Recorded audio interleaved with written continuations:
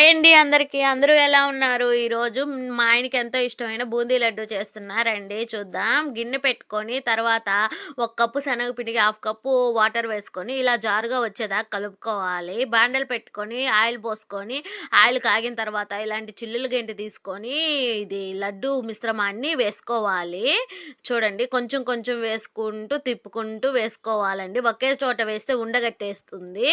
కొంచెం జాగ్రత్తగా వేసుకొని కొంచెం ఇది ఉడికిన తర్వాత పక్కకు తీసి పెట్టుకోవాలి. తర్వాత ఒక గిన్నె పెట్టుకొని హాఫ్ కప్పు వాటర్ వేసుకొని, ఒక కప్పు షుగర్ వేసుకొని బాగా తీగ పాకం వచ్చేదాకా ఉంచుకోవాలి. ఈ ఈ కండిషన్‌లోనే కొంచెం యాలకుల పొడి యాడ్ చేసుకోవాలి. చూడండి తీగ పాకం వచ్చేసింది. ఈ ఈ లడ్డు మిశ్రమాన్ని వేసుకొని, డ్రై ఫ్రూట్స్ వేసుకొని మొత్తం కలుపుకొని ఇలా ఉండలు చుట్టుకోవడమేనండి. సింపుల్‌గా చాలా టేస్టీగా ఉండే బూందీ లడ్డు రెడీ అవుతుంది. ఓకేనండి. బాయ్ అండి. ఛానల్ చూసి వెళ్ళిపోకుండా సబ్స్క్రైబ్ చేసుకోండి.